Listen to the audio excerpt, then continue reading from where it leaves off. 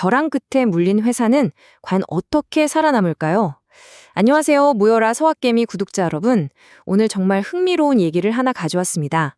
무려 65년이나 된 미국의 작은 에너지 회사, 반웰 인더스트리 이야기인데요. 이 회사가 지금 엄청난 위기 속에서 정말 드라마틱한 턴어라운드를 시도하고 있거든요. 뭐랄까 재무 위기에다가 이사회 내분까지 그야말로 폭풍우 한가운데 있는 거죠. 여기서 대체 무슨 일이 벌어지고 있는지, 그리고 우리 서학개미들은 여기서 뭘 배울 수 있을지 한번 같이 파고 들어가 보시죠. 자, 이 질문 정말 중요하죠. 반세기가 넘는 시간 동안, 그러니까 어마어마한 세월을 버텨온 회사가 지금은 생존 그 자체를 위해서 발버둥 치고 있는 거거든요. 이런 스토리는 그냥 한 회사가 망해가는구나 하고 끝날 게 아니에요. 급변하는 이 시장에서 회사가 어떻게 살아남는지 혹은 왜 무너지는지를 진짜 적나라하게 보여주는 뭐랄까 살아있는 교과서 같은 거죠.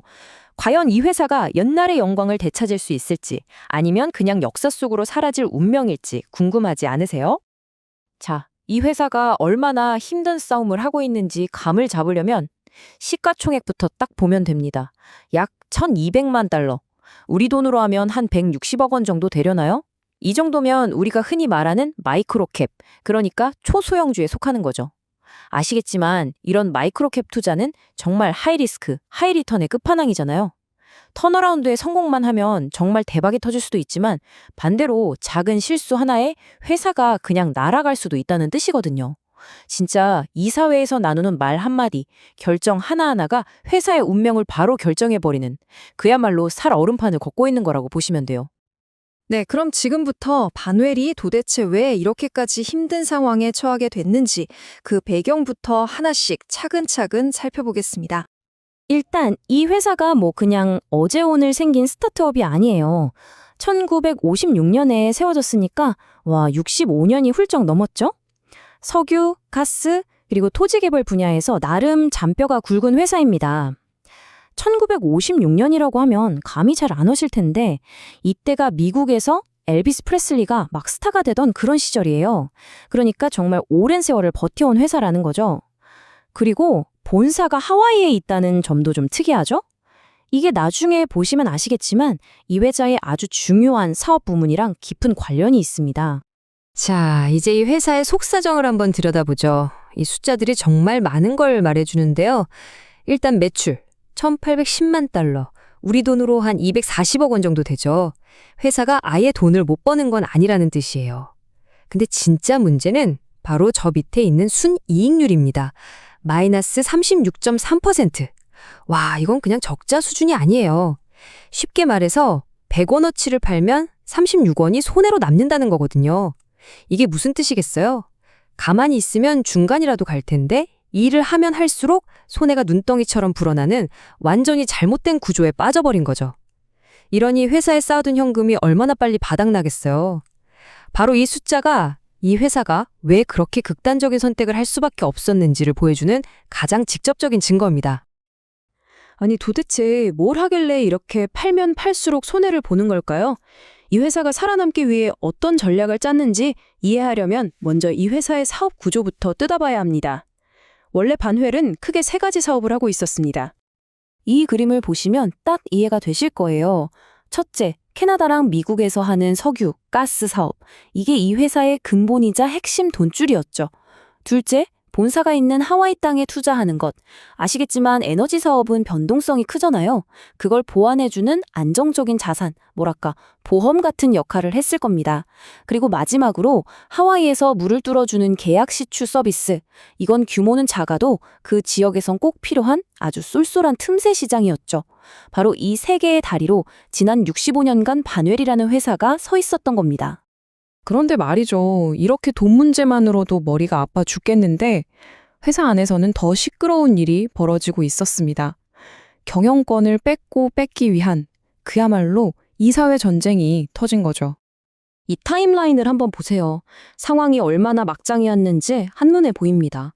네드 셔워드라는 행동주의 펀드로 보이는 큰손 주주가 있었는데 이 사람이 현 경영진이 하는 게 다 마음에 안 들었던 거예요. 그래서 어떻게 했냐? 나 투표 안 해. 하고 그냥 들어 누워버린 겁니다. 근데 이 사람 지분이 워낙 크다 보니까 이 사람이 빠지면 의결 정족수라는 게 채워지질 않는 거예요. 의결 정족수는 뭐냐면 회의를 열어서 뭔가 결정을 내리려면 최소한 이 정도 지분은 참여해야 한다는 일종의 최소 인원 같은 거거든요. 이게 안 되니까 회사에서 제일 중요한 회의인 주주총회가 한 번도 아니고 무려 3번이나 연기되는 초유의 사태가 벌어진 겁니다. 회사가 그냥 올스톱, 식물인간 상태가 된 거죠. 결국 이 싸움은 회사 밖으로까지 번졌습니다.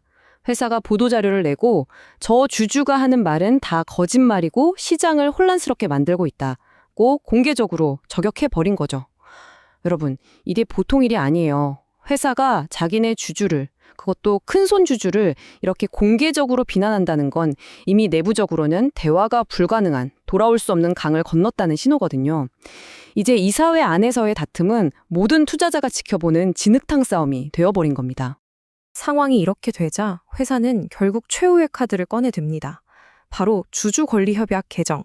이게 뭐냐면 우리가 흔히 포이즌필, 독약 조항이라고 부르는 아주 강력한 경영권 방어 수단이에요. 만약 누군가 우리 회사 몰래 지분을 막 사들여서 회사를 통째로 먹으려고 하면 기존 주주들한테 주식을 엄청나게 싼값에 살 수 있는 권리를 줘버리는 거예요. 그럼 공격자의 지분율이 확 희석되면서 인수 비용이 천문학적으로 불어나게 되죠. 이런 극단적인 방어책까지 썼다는 건 현 경영진이 셔우드 그룹의 행동을 단순한 불만 표출이 아니라 회사를 빼앗으려는 적대적 인수 시도로 보고 있었다는 명백한 증거입니다. 자, 밖에서는 돈이 말라가고 안에서는 경영권 다툼이 벌어지고 이 최악의 상황에서 경영진은 회사의 운명을 건 정말 대담하고 위험한 결정을 내리게 됩니다. 첫 번째 움직임은 미국에 있던 핵심 에너지 자산의 일부를 팔아치운 겁니다. 이걸로 230만 달러, 우리 돈으로 약 30억 원의 현금을 확보했죠. 이건 일단 급한 불부터 끄자는 거예요. 아까 보셨던 마이너스 36% 순이익률 때문에 계속 줄어들고 있는 운영자금을 긴급 수혈한 거죠. 동시에 수익 안 나는 사업은 정리해서 회사를 좀 더 가볍게 만들겠다는 의도도 있었을 겁니다.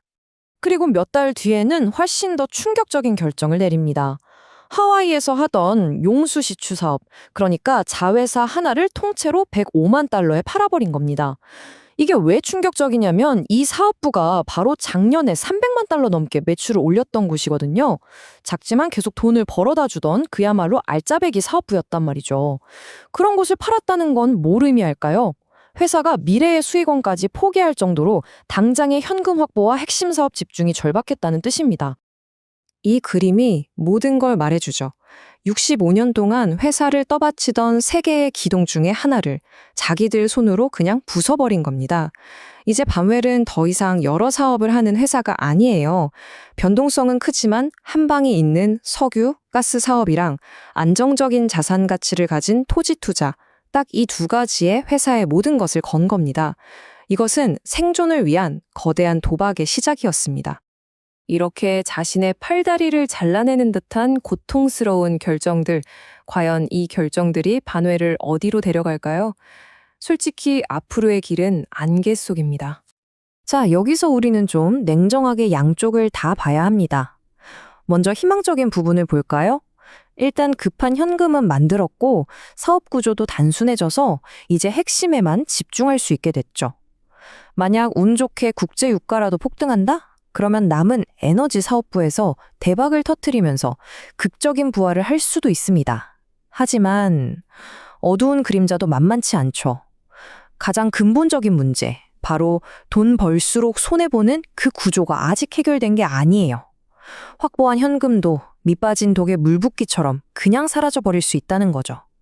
게다가 경영권을 둘러싼 갈등도 아직 불씨가 살아있고요. 이런 내부 문제가 계속되면 외부에서 새로 투자를 받기도 정말 어려워집니다.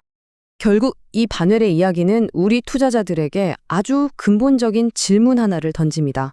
지금 이 회사가 하고 있는 이 모든 과감한 조치들이 과연 65년 된 회사를 살리는 명약이 될까요? 아니면 그저 죽음을 조금 늦추는 진통제에 불과할까요? 이 질문의 답은 앞으로 반웰이 뭘 보여주느냐에 달려 있겠죠. 남은 사업부에서 정말 돈을 벌 수 있는지, 국제 에너지 시장의 흐름은 어떻게 될지, 그리고 가장 중요한 건 이 지긋지긋한 내부 싸움을 끝내고 안정적인 리더십을 보여줄 수 있는지. 우리 투자자들은 이런 턴어라운드 스토리를 볼 때 단순히 재무제표 숫자만 볼 게 아니라 그 뒤에 숨어 있는 이런 지배구조 문제까지 반드시 함께 봐야 한다는 아주 중요한 교훈을 얻을 수 있습니다. 오늘 이야기가 도움이 되셨다면 구독 부탁드립니다.